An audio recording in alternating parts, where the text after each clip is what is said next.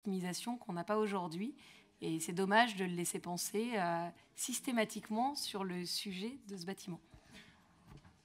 Je me permets également d'ajouter un point, c'est que là, nous ne sommes pas sur des préventions, nous sommes sur des sorties de portage. Ce qui est une nuance.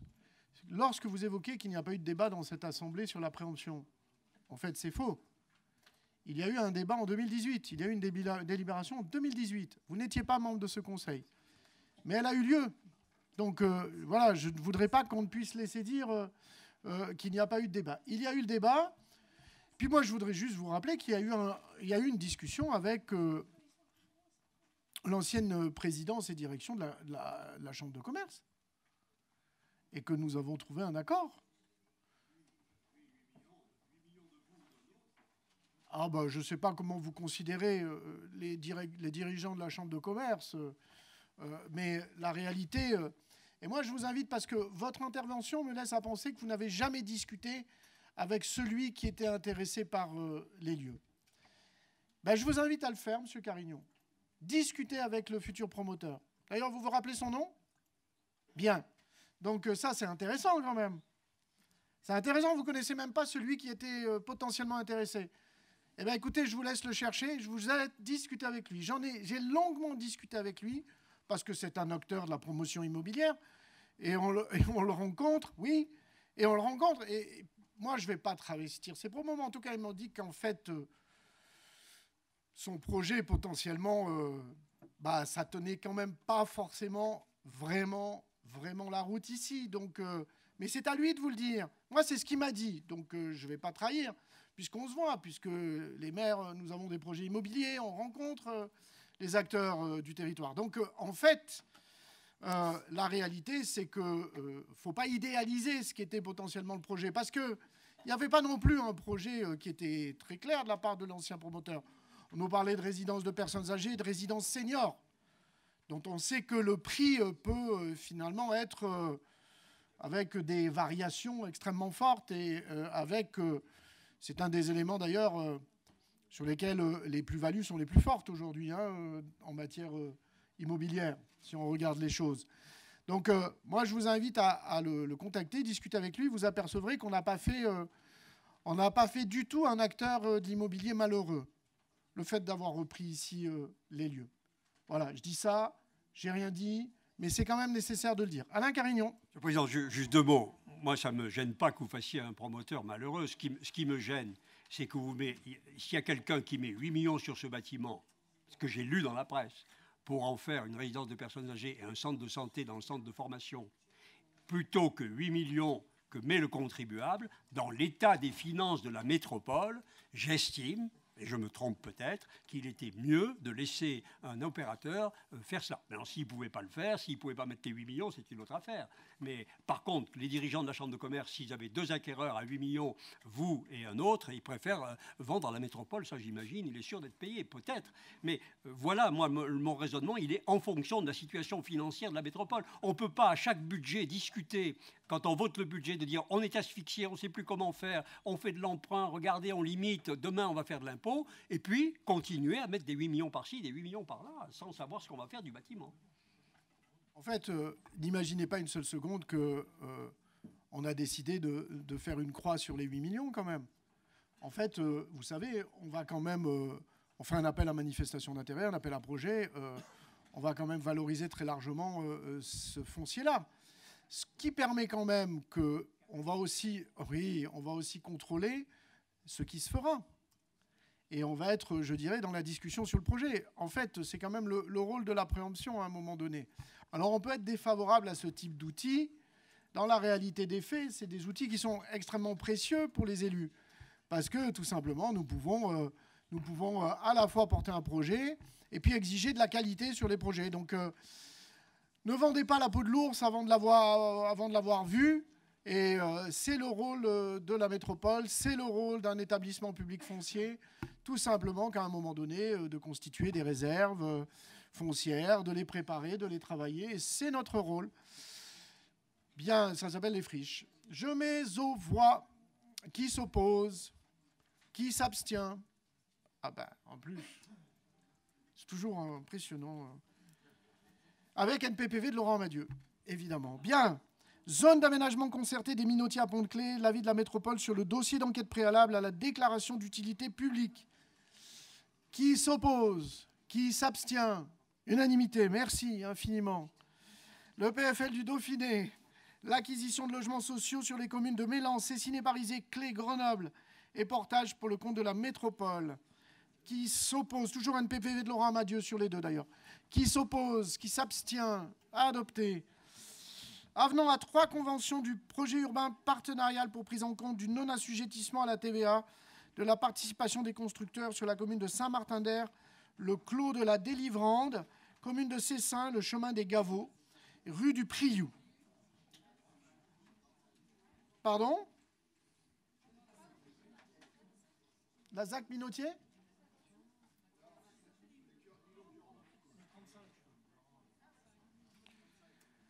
Ah pardon, oui. Donc je la reprends après. Vous avez raison, merci. Donc je suis sur le PUP, non-assujettissement à la TVA, 37. Qui s'oppose sur la 37? Qui s'abstient? Adopté. Je reviens sur la 35. La convention d'opération Îlot-Cure-Bourse à Hébin et 66 cours Jean Jaurès à Grenoble. Qui s'oppose? Qui s'abstient? NPPV toujours de Laurent Amadieu. L'avenant numéro 2 à la convention de PUP sur la commune de Vif, rue du Breuil. Qui s'oppose? Qui s'abstient? Adopté. L'agence d'urbanisme de la région grenobloise, l'attribution de la subvention 2023 et approbation de la convention d'application 2023. NPPV, Laurent Amadieu, Pierre Béjagie, Émilie Chalas, Guy Genet, Pierre Labrier, Anne Roche, Guy Soto, Bertrand Spindler. La 39. Qui s'oppose? Qui s'abstient? Abstention de CCM. Adopté. Bien, nous arrivons à l'air, à l'énergie et au climat. Et je vais laisser la parole à Pierre Véry. Je laisse, s'il vous plaît,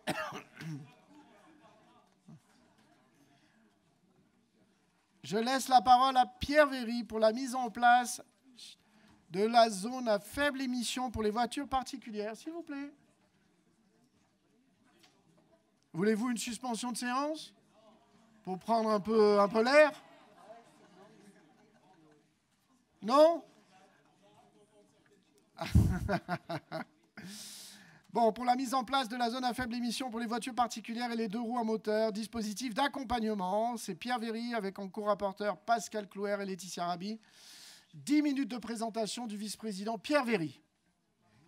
Merci, Monsieur le Président. Mes chers collègues, je vois qu'il y avait beaucoup d'impatience sur le sujet. Peut-être pas le sujet le plus facile à porter, vous l'avez compris, hein, depuis plus de 2 ans maintenant. Mais nous y sommes. Nous y sommes. Après 3 ans de travail. Plus près, peut-être? C'est mieux? Voilà, peut-être. Après 3 ans de travail, plus de 12 comités de pilotage, avec les 13 communes concernées. Je le rappelle, Échirolles, Hébin, Fontaine, Gières, Grenoble, La Tronche, Le Pont-de-Clay, Mélan, Saint-Égrève, Saint-Martin-d'Air, Saint-Martin-de-Vinoux, Cessiné-Parisais, Cessin. 3 conférences des maires. Nous allons délibérer sur la question de l'accompagnement à la mise en œuvre de la zone à faible émission de la métropole grenobloise, afin qu'elle ne devienne pas une zone à forte exclusion, comme j'ai eu le loisir de l'entendre ou de le lire au cours de plus de 30 réunions publiques et d'autres ateliers de participation citoyenne sur le sujet. Et le sujet de la ZFE inquiète, clive, divise jusque dans les rangs de notre majorité et déchaîne parfois des réactions que je qualifierais de réactions pour le moins inattendues. Inattendues, car cela fait de nombreux mois que nous travaillons ensemble et que nous discutons. Inattendues, parce que je pourrais emprunter cette citation de Domitius Ulpanius, c'était 209 après Jésus-Christ, à propos de la loi Climat et Résilience d'août 2021, dur Alex, c'est de l'ex, dure est la loi, mais c'est la loi, qui impose entre autres la mise en œuvre des ZFE dans les territoires en dépassement des normes européennes en matière de qualité de l'air. Inattendu enfin, en tant que responsable politique, dans la mesure où il me semble que le temps ne nous a pas manqué pour formaliser le texte qui est soumis au vote de notre Assemblée, sans attendre les derniers jours et parfois la dernière heure pour proposer des modifications ou des amendements Et ceci est d'autant plus vrai pour les élus membres de l'exécutif. Ceci étant dit, permettez-moi de rappeler qu'afin d'améliorer la qualité de l'air d'une part, et c'est bien l'objectif prioritaire à nos yeux, et conformément à la loi climat et résilience et au plan de protection de l'atmosphère d'autre part, une zone à faible émission, ZFE, pour les voitures particulières et les 2 roues à moteur sera créée en juillet 2023 dans la métropole grenobloise. Permettez-moi de préciser également que la délibération de ce jour est relative au dispositif d'accompagnement et uniquement à ce dispositif, que celui-ci sera évolutif et que les ajustements nécessaires à sa mise en œuvre pour répondre aux besoins de toutes les métropolitaines et tous les métropolitains seront mis en place par la métropole. Je vous précise qu'un suivi méthodique et précis du dispositif sera réalisé par la SPL MTAG et les services de la métropole, et des comptes rendus réguliers de ce suivi seront présentés lors des COPIL qui continueront à se tenir dans la période. Je rappelle enfin que nous avons également interrogé les territoires voisins et les habitants de la métropole dans une grande concertation volontaire organisée à l'automne dernier, dont je laisse le vice-président en charge, Pascal Clouer, vous redonner les conclusions avant de vous détailler les dispositions relatives aux mesures d'accompagnement. Merci beaucoup. Monsieur Carignon, un petit commentaire. Je laisse la parole au vice-président Pascal Clouer. Merci, Monsieur le Président.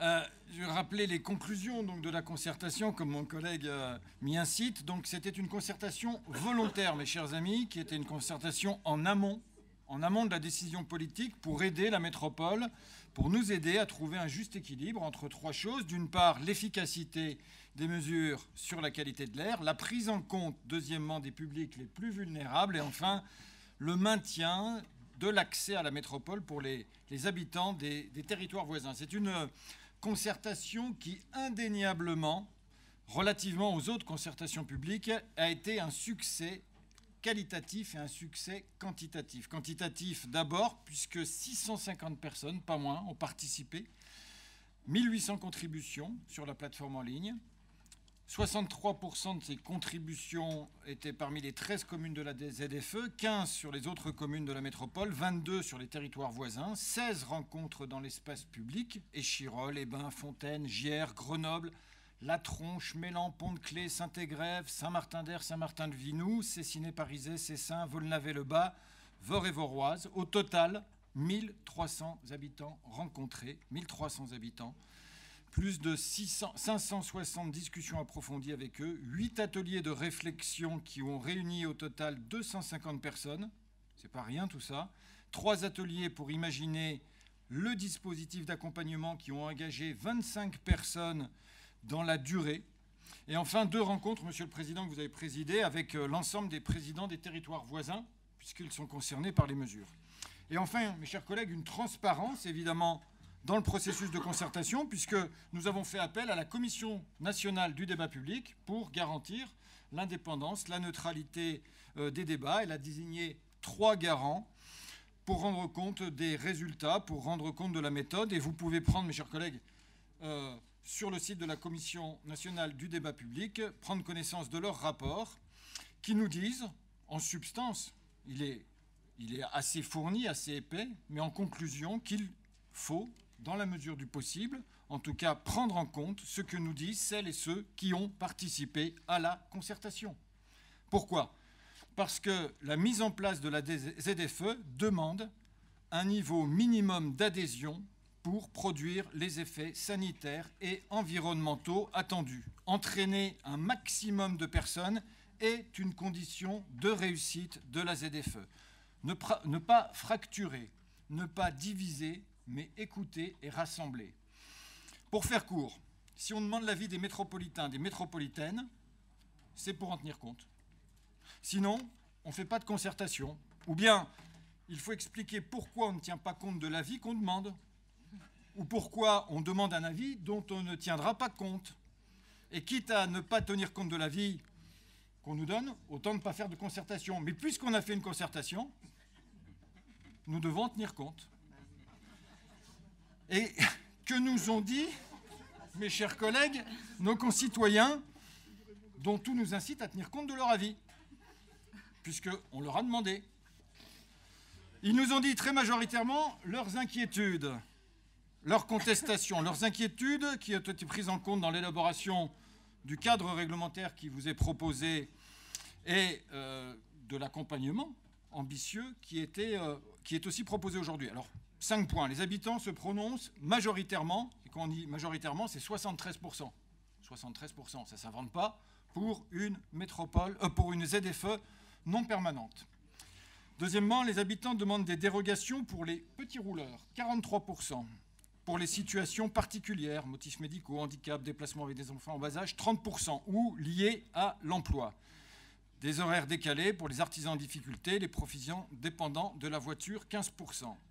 Les habitants, troisième chose, souhaitent que la ZFE ne concerne ni les voies rapides qui entourent l'agglomération, 53%, ni les routes d'accès au massif, là, 87%. Les habitants sont partagés sur les aides financières au renouvellement de véhicules. 26% se prononcent pour, tandis que 10% n'en veulent pas, les jugeant aberrantes du point de vue écologique, avec cet argumentaire de dire que c'est fait pour relancer l'industrie automobile. Et 25% évoquent des aides plutôt pour aider à utiliser d'autres modes de transport, c'est-à-dire les transports en commun. Enfin, 67% attendent un système de mobilité qui permette d'être moins dépendant de la voiture. Les tarifs de transport en commun, soutien au vélo, parking relais, RER métropolitain. Et sur la 5e question qui a été posée, celle des deux roues, les habitants se prononcent à 72% pour la prise en compte des 2 roues à moteur dans la ZFE.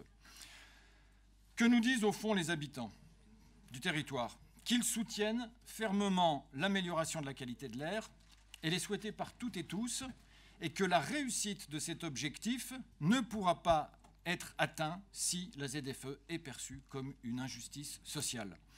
En d'autres termes, si cette politique de ZFE divise, le politique doit rassembler. Enfin, mes chers collègues, on va lancer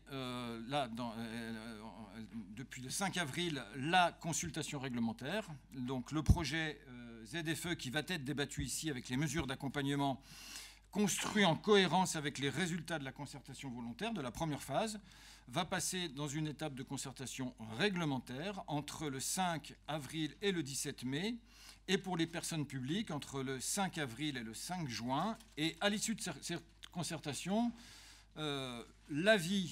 l'ensemble des avis recueillis donneront lieu à un bilan et participeront à la version définitive du cadre réglementaire que nous débattrons et qui sera présenté en juin prochain avec la signature, Monsieur le Président, de l'arrêté métropolitain. Merci. Pierre Véry reprend la parole. Merci. Donc passons au scénario d'accompagnement voulu par la métropole et le SMAG. Donc l'accompagnement dans les grandes lignes, et bien que les critères précis feront l'objet d'une délibération ultérieure en raison de la poursuite du travail sur certains points, se déroulera ainsi. Il est proposé que la ZFE soit non permanente, de 7h à 19h, du lundi au vendredi, hors week-end et jours fériés, et qu'elle prenne en compte les 2 roues. Un certain nombre de voiries sont exemptées de l'interdiction de circuler. Accès au parking relais, à certaines gares, au CHU et aux établissements de santé, à la 480, à la Rocade Sud et au Massif. Aux dérogations prévues nationalement, véhicules ministère défense, titulaires de carte mobilité inclusion par exemple, s'ajoutent des dérogations supplémentaires locales, délibérément décidées par la métropole, dans la logique à la fois sociale et environnementale. On citera les rendez-vous médicaux, les petits rouleurs inférieurs à 5000 km, Pascal en a parlé, le pass journalier de 12 jours, les travailleurs en horaire décalé et ceux habitant la ZFE, travaillant à l'extérieur de celle-ci et sans solution de transport en commun. Concernant l'accompagnement, le foyer accompagné doit habiter la métropole et posséder un véhicule concerné par l'interdiction de circuler, non classé à critère 5 au 1er juillet 2023. Le propriétaire du véhicule est reçu individuellement par un conseiller mobilité. Selon les besoins identifiés, proposition d'une aide au changement de mobilité, un report modal, ou d'une aide au renouvellement du véhicule. Ces aides sont mobilisables sous conditions de ressources, revenu fiscal de référence par part inférieur ou égal à 22 983 €. Précisément, c'est le 8e décile. Et c'est le niveau qui est retenu notamment pour l'accompagnement au changement de véhicule par l'État. 3 cas peuvent se présenter lorsque vous êtes conseillé par le conseiller en mobilité. Le cas numéro 1. Suite à l'entretien, le foyer décide de se débarrasser de son véhicule. Il lui est proposé une carte prépayée de 1 000 € par an pour une durée de 3 ans, avec laquelle il pourra accéder à différentes offres de mobilité. On citera par exemple transport en commun, M-Tag, M2Go, car de la région, TER Auvergne-Rhône-Alpes, location de vélo, M-Vélo+, voiture partagée, M-Covoit, Ligne et Cities, vélo et trottinette en libre service, le service DOT. Ça, c'était le cas numéro 1, je me débarrasse de mon véhicule. Cas numéro 2. Suite à l'entretien, le foyer décide de conserver son véhicule. Il lui est proposé une carte prépayée de 1 000 € pour 1 an, avec laquelle il peut accéder aux mêmes offres que mobilité que précédemment. Et à l'issue de cette première année, soit il conserve son véhicule et les aides s'arrêtent, soit il se débarrasse de son véhicule et les aides sont automatiquement prolongées pour 2 années supplémentaires. Ce parcours a été jugé intéressant en matière de conduite du changement, puisqu'il permet aux bénéficiaires de faire l'expérience d'alternatives à la voiture, sans obligation d'abandonner son véhicule dès le début. Le cas numéro 3, le foyer considère avoir impérativement besoin d'un véhicule.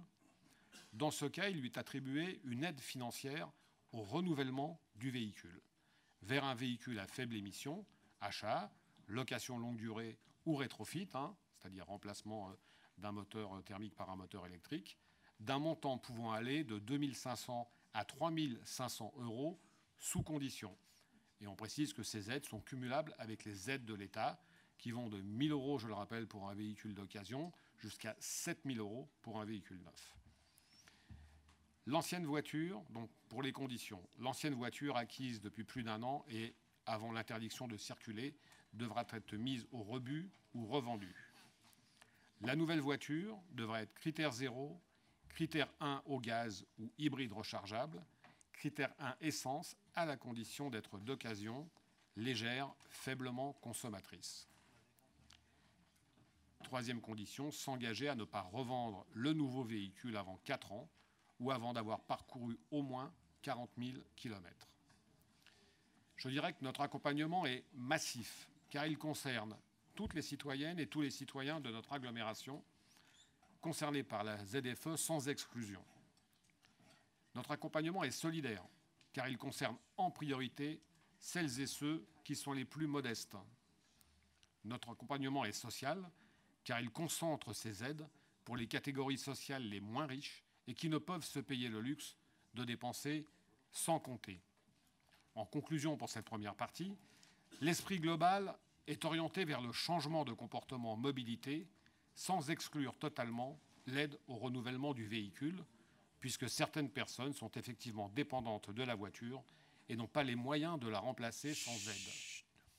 Si les aides de l'État, et notamment la promesse du président de la République concernant les véhicules électriques à 100 € par mois, venaient à être réalisées, nous pourrions revoir nos aides au renouvellement à la baisse ou les supprimer. De toutes ces hypothèses, nous rediscuterons.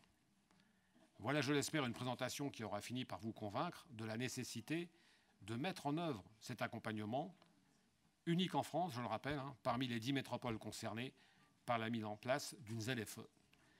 Je laisse la parole à Laetitia Raby qui va revenir sur l'aspect éminemment important de l'intermédiation entre le dispositif et les différents publics, notamment les plus fragiles. Merci. La parole est à Laetitia Raby.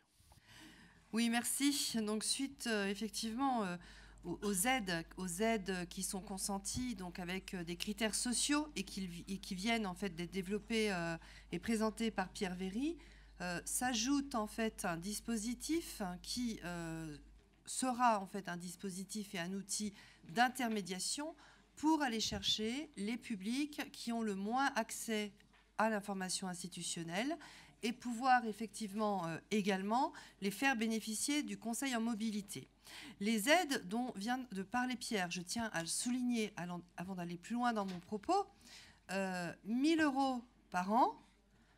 Quand on est dans des critères sociaux où on est effectivement éligible à Pastel 1, 2, 3 ou 4, c'est-à-dire en fait à des tarifications solidaires, c'est beaucoup plus qu'un an en fait de gratuité sur l'ensemble du réseau MTAG. Il faut le savoir. Je veux dire, si par exemple je prends Pastel 4, où l'abonnement en fait annuel est à 236,40 €, c'est-à-dire 19 par mois, on est largement en capacité, avec 1 000 €, de financer la gratuité sur le réseau, ainsi que celle éventuellement de sa famille. Donc on peut évidemment l'utiliser sur l'ensemble des solutions de mobilité proposées par le SMAG, mais en revanche, on est quand même là aussi sur une gratuité qui ne dit pas son nom, mais qui est bien existante. Évidemment, à ces gratuités, vous devez le savoir, depuis le 1er janvier, nous avons également une gratuité les mercredis, les samedis et les dimanches pour tous les enfants jusqu'à 11 ans.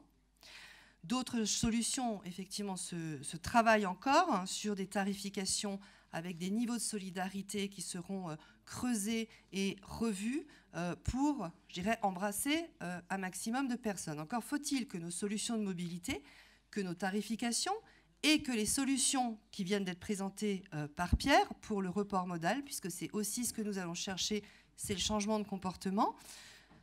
Encore faut-il qu'elles soient connues et connues de ceux qui disposent aujourd'hui de voitures qui ne sont pas en fait conformes.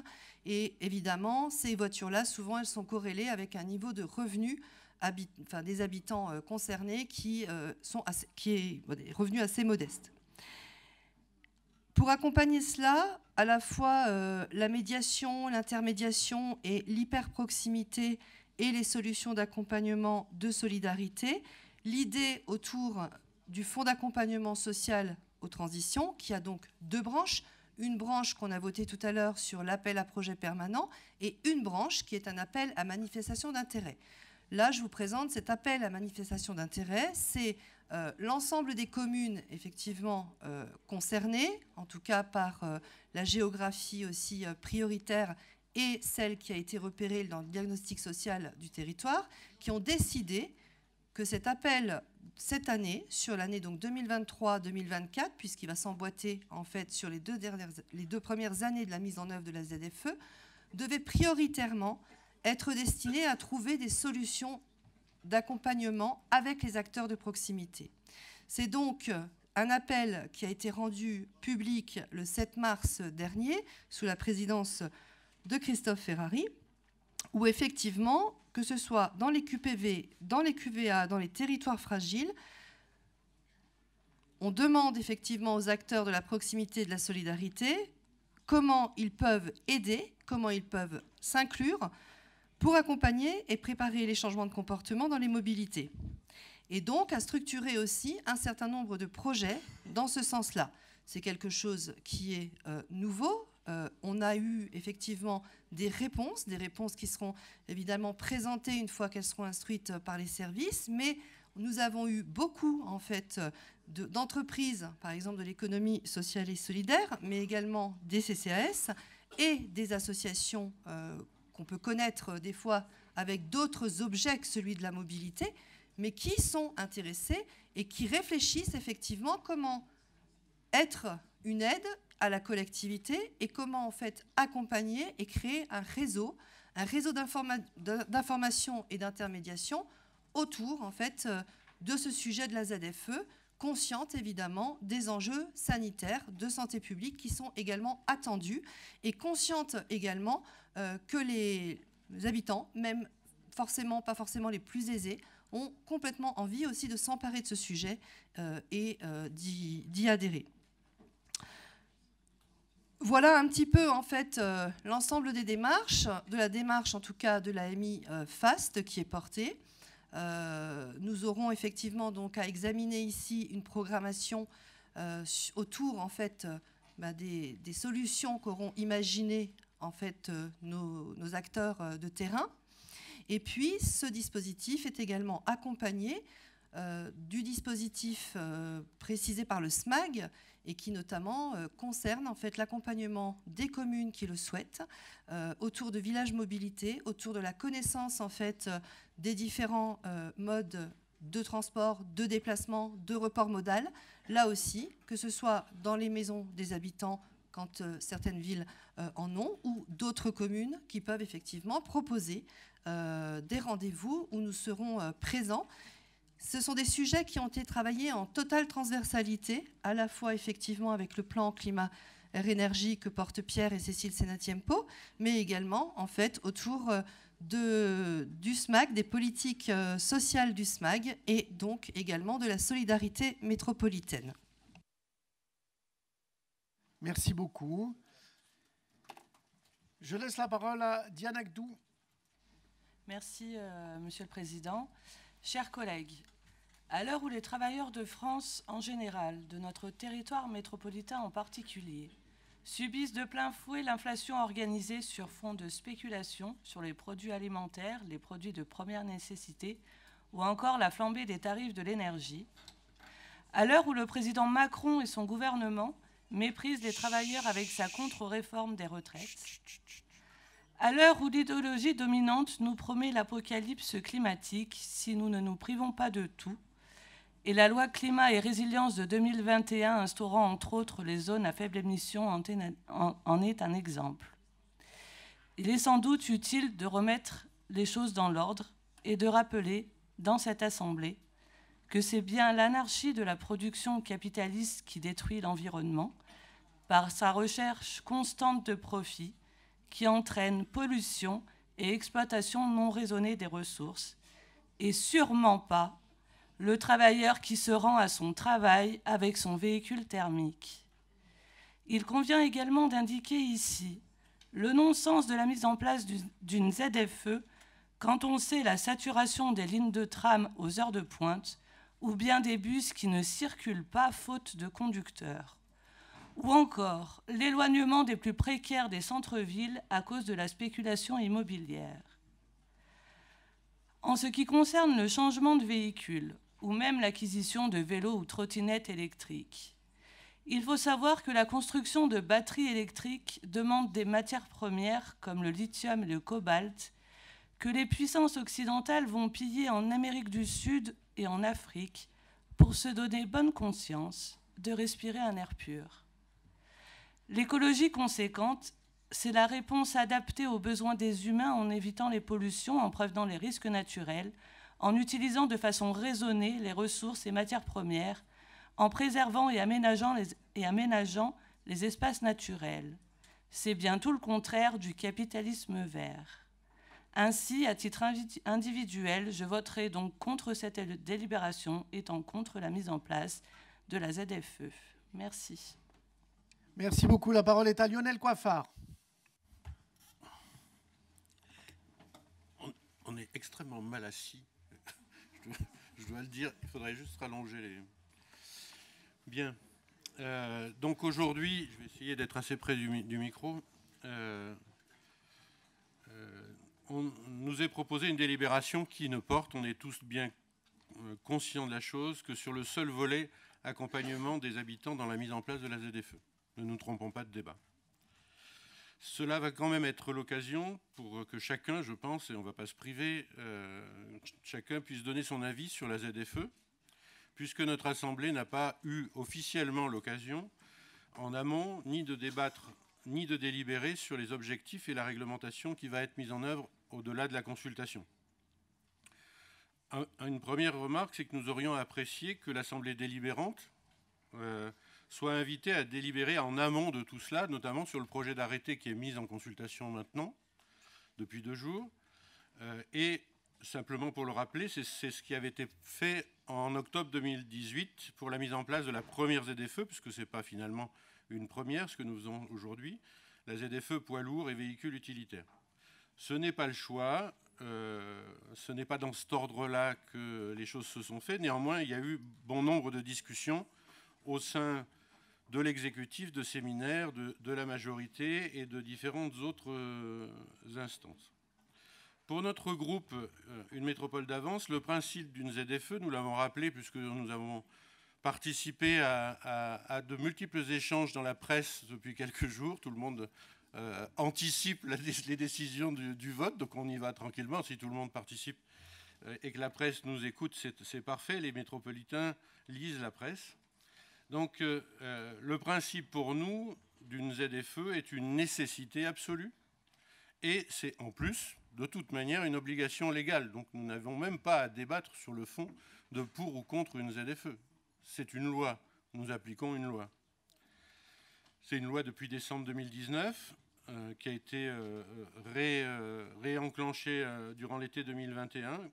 Donc il n'y a pas débat pour nous sur le fait de faire une ZFE. Mais il faut quand même qu'on rappelle pourquoi nous en arrivons à avoir ce type de loi et ce type de dispositif. Pierre Véry a évoqué des éléments, je vais en rajouter d'autres, et notamment, je sais que ça va peut-être pas plaire sur les bancs d'en face, mais ne m'en vouillez pas, la responsabilité de l'État, et quand je dis l'État, ce n'est pas le gouvernement actuel uniquement, c'est l'ensemble des entités gouvernementales qui se succèdent depuis un bout de temps. Donc, dans cette loi ZFE, le gouvernement affirme que la pollution de l'air tue. La pollution de l'air tue, vous vous rendez compte de quoi on parle? C'est vrai, la pollution de l'air tue, ou tue de façon prématurée un certain nombre de gens. Elle tue ou elle rend malades les plus fragiles et les plus précarisés, des adultes, et en ce qui me concerne, j'ai 3 petites filles, nos enfants, qui aujourd'hui fréquentent les services de maladies pulmonaires qui sont liées à ce qui se passe dans notre air. Une des pollutions que cherche à limiter la ZFE, c'est le dioxyde d'azote. L'État, il faut le rappeler, a été condamné à ce titre pour ses manquements. Les seuils de pollution de l'air de l'OMS et les objectifs de réduction de gaz à effet de serre ne sont pas respectés, n'atteignent pas les limites proposées par l'État lui-même. L'État se fera à nouveau condamner pour ses manquements. Nous en sommes là. L'État ne met en place, et on en a abondamment débattu entre nous au sein de l'exécutif et de la majorité, aucun moyen de contrôle, aucun moyen de contrôle. Ils vont nous dire que nos gendarmes et nos policiers n'ont pas le temps de faire quoi que ce soit pour vérifier si ce que nous imaginons comme système de gestion des dérogations peut fonctionner et soit efficace. Est-ce que c'est une surprise? Mais il n'y a pas de moyens financiers consacrés par l'État pour ces aides aux particuliers dont la délibération parle. Et nous attendons avec impatience de notre président bien-aimé le leasing de la voiture décarbonée à 100 € par mois, ça a été dit tout à l'heure. Je pense que nous changerons de président et nous ne l'aurons pas vu. Mais cette fois-ci, c'est sûr, on va changer de président. Là, je ne parlais pas de Christophe, je parle du président bien-aimé, Christophe. Je ne me permettrai pas de parler de Christophe. J'ai écouté avec attention. Voilà. Je ne voulais pas que la presse se méprenne. Ouais. Donc, non, je parlais du roi président que nous avons. Quant au RER, il faut qu'on soit très clair avec les habitants de la métropole. Le RER, même si les conditions étaient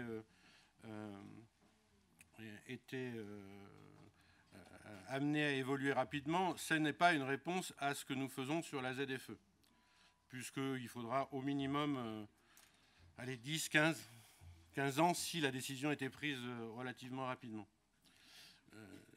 Et là, on peut...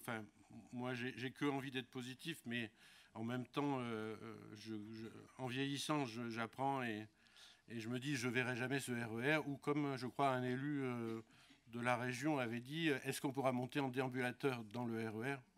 Ça peut être une vision que je m'applique. Donc le gouvernement nous refait encore un étrange en même temps qui ne va pas satisfaire grand monde, ni les habitants malades de la pollution. Mais j'avais dit que je grognerais un peu contre le président. Laissez-moi cette tranquillité d'esprit. Ni les habitants qui vont devoir changer de véhicule, ni ceux qui sont victimes de l'accélération des autres dérèglements climatiques. Donc chacun va se forger son avis sur cette réalité de l'engagement de l'État en la matière. Il est bien maigre. La ZFE est un outil bien particulier qui a une gouvernance bien particulière. Il ne faut qu'on se rappelle tous que les maires, les 13 maires, ont abandonné leur pouvoir de police sur ce sujet pour le confier à notre bienveillant président métropolitain. Cette fois-ci, il n'y a pas d'ambiguïté. Vous arrive-t-il, monsieur Coiffrin? Ce n'est pas le conseil métropolitain qui va donc décider de la réglementation proprement dit, c'est le président de la métropole. Et nous n'avons à nous prononcer que sur les mesures d'accompagnement des habitants face à ce futur arrêté dont on a redit qu'il était en consultation. Donc, il est clair que la solution pour partager avec les habitants de la métropole, ça va être manier pédagogie et contraintes, accompagnement, interdiction, subvention, réglementation, trouver des nouvelles libertés, des nouveaux droits, des nouvelles sécurités pour faire reculer l'usage de la voiture et pas changer de voiture. C'est ça le grand débat politique en fait.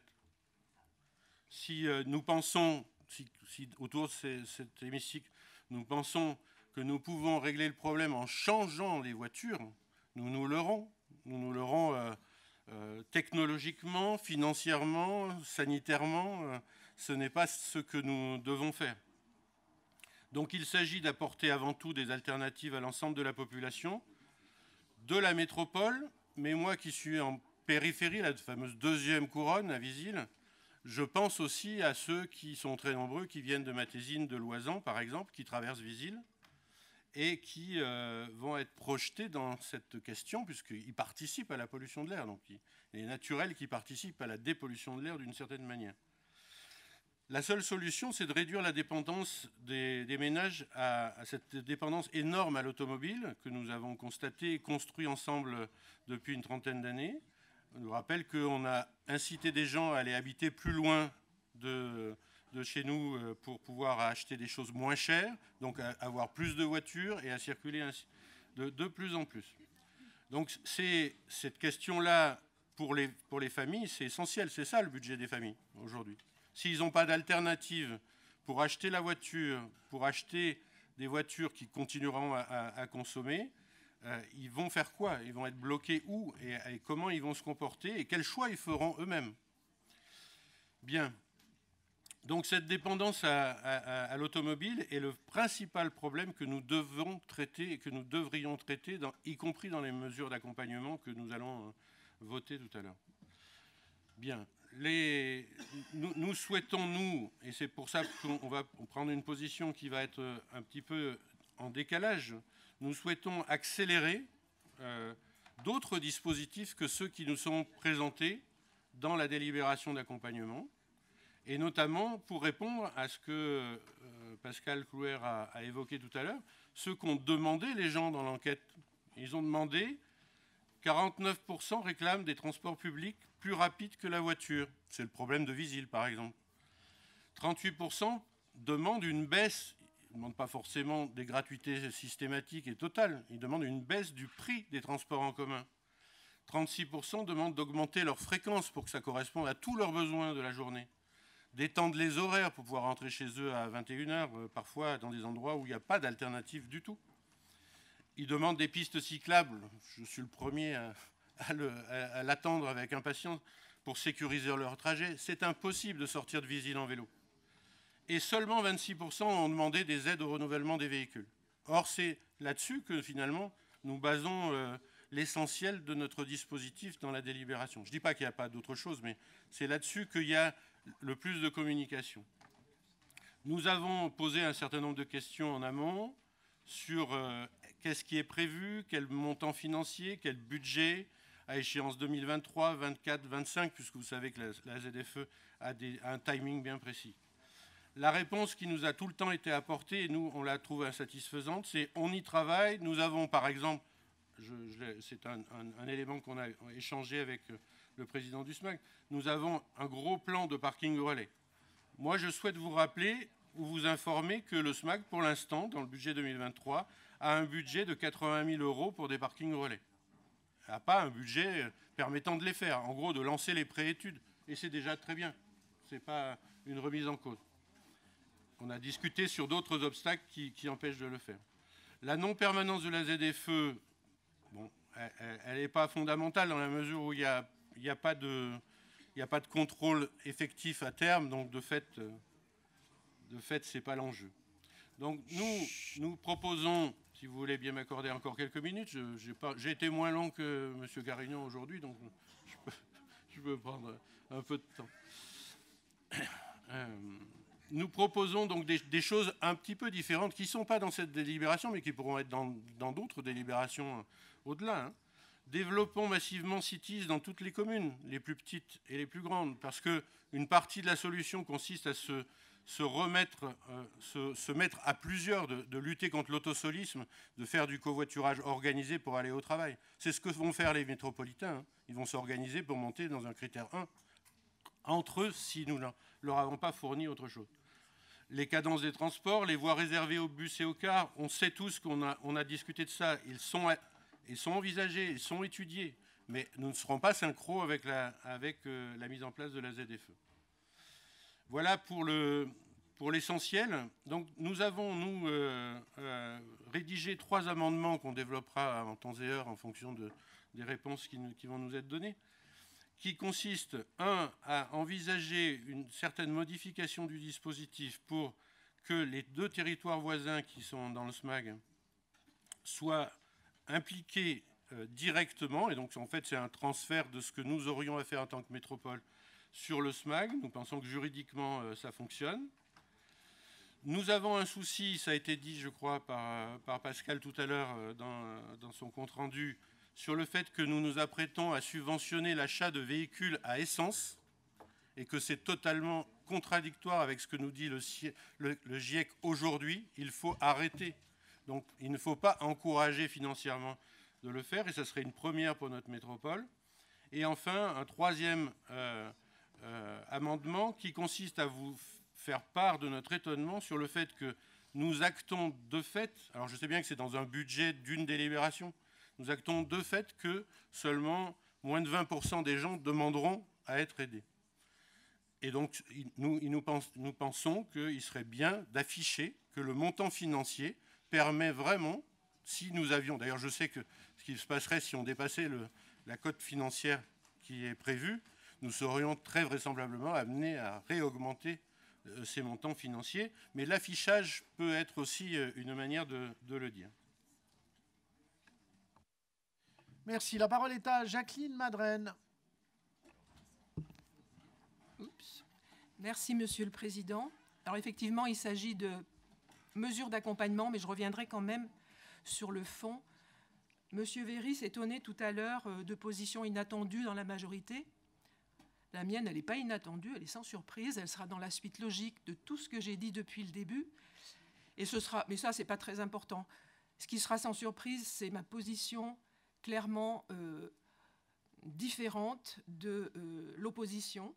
Moi, je considère que dans une période de crise majeure, comme on en a vu dans notre histoire, crise sociale, crise environnementale, ce qui nous propulse et ce qui nous met en avant et ce qui nous fait sortir la tête de l'eau, ce sont les services publics. Et du coup, pour moi, l'État est majeur dans le rôle qu'il a à jouer pour nous sortir de ces grandes problématiques que nous rencontrons. Et je vous renvoie à notre histoire commune, contemporaine d'ailleurs, où on a vu qu'un certain nombre de choses, de nationalisation de services publics, ont permis de contrer de grandes problématiques. Tout ça pour dire que le qualificatif de petite musique autour de ceux qui veulent tendre vers la gratuité, c'est quand même le travail d'un certain nombre de gens, collectifs, syndicats, des familles politiques qui sont toutes là, en tout cas dans notre majorité, des syndicats que nous représentons largement, des associations que nous représentons largement. Donc moi, je veux bien que ce soit une petite musique, mais on est quand même dans un débat démocratique, et ce qui m'importe, ce n'est pas les arguments de type comptable, technique, matériel, parce que l'enjeu est trop fort, c'est des mises en perspective politique de transformation et de rupture, et je le dis très clairement, et c'est cette position que je tiens. Donc je voulais indiquer que si la loi climat et résilience nous oblige à déployer la ZFE, celle-ci peut être largement repoussée, car ces 3 dernières années, nous avons été en dessous des seuils de pollution exigés par les normes européennes obligatoires et non pas OMS, comme Lionel l'a indiqué tout à l'heure. Donc rien ne nous oblige à y aller, et de ce point de vue, aucune injonction préfectorale ne pourrait être justifiée politiquement. Reims, qui est dans la même situation que l'agglomération grenobloise, a d'ailleurs décidé de faire un moratoire pour les critères 3 jusqu'en 2029, et ça a été porté par le président de la métropole de Reims, qui s'est saisi de cette possibilité. Nous avons des marges de manœuvre, et moi je souhaiterais qu'on les utilise. La mise en place de la ZFE, malgré les mesures d'accompagnement, pose de gros problèmes sociaux. Alors que la ZFE n'est pas à la hauteur de l'urgence climatique et sanitaire, elle est inefficace pour réduire massivement la pollution de CO2 et la réduction des particules fines. Les vignettes critères, je le rappelle, ne tiennent pas compte de l'émission de CO2, alors que c'est la cause du dérèglement climatique qu'il faut combattre de toute urgence. Quant aux particules fines, leur origine est majoritairement liée au résidentiel, avec le chauffage, et il n'est pas du tout évident que la ZFE améliorera la situation pour les transports, puisque les voitures récentes sont plus lourdes et émettent en conséquence plus de particules fines. Donc cette zone à faible émission ne répond pas à l'objectif de protéger la population des émissions de particules fines. Qu'en est-il de la citadine de 2011 qui consomme 3,4 litres au 100, qui ne pourra plus circuler, alors que les SUV essence de 2020 à 10 litres au 100 ne seront pas impactés. Les gros véhicules seront toujours autorisés à se déplacer alors qu'ils sont lourds et qu'ils polluent plus en CO2.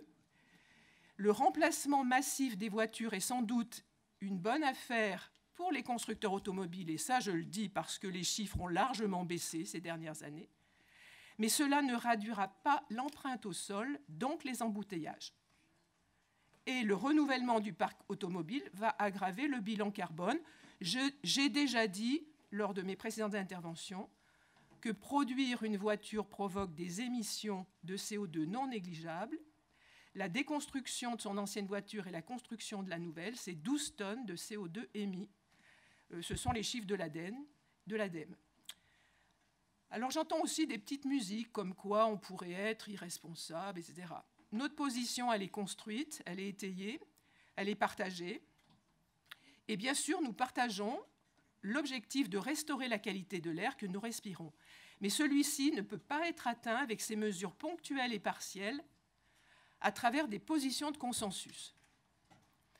Comme il n'y a pas d'offre supplémentaire à la hauteur de la situation, en l'état, les ZFE permettent uniquement un renouvellement du parc automobile, je l'ai dit, sans offrir d'alternative aux usagers. Elle est de plus en plus appelée, ça a été dit par Pierre Véry, la zone à forte exclusion. Alors je voudrais peut-être aller sur un thème qui m'est cher et qui est très politique. Parce que cette zone à forte exclusion, elle vaut aussi pour les classes moyennes, dont on ne parle jamais, qui ne sont pas en mesure de changer de véhicule et qui a toujours peur d'un possible déclassement social, qui votent massivement contre les plus modestes qui sont régulièrement accompagnés. Et ce désaccord, il le montre en se tournant, et c'est les chiffres qui l'indiquent, vers l'extrême droite, qui a bien compris l'enjeu. Donc moi je pense qu'à gauche, dans notre gauche progressiste, on devrait soutenir l'accès et le droit aux mobilités pour toutes et tous, avec des services publics de transport collectif, véritable alternative progressiste crédible, rassembleuse et positive pour habiter notre territoire. Oui, nos moyens doivent prioritairement cibler les mobilités actives, le déploiement massif des transports en commun. Alors que notre territoire a toujours été en pointe sur la question des transports collectifs, je viens d'une ville où il y a eu aussi Gilbert Biessy, entre autres, j'aime bien le citer, mais pas que, Claude Bertrand, etc. Nous nous enfermons, bon gré, mal gré, et surtout contre notre gré, je me tourne vers Jean-Paul, de manière comptable, sur des mesures de contrôle et de répression. Et là, je suis irréconciliable avec la droite, haro sur la fraude dans les transports en commun titrait la presse. De quoi cette fraude est-elle le nom?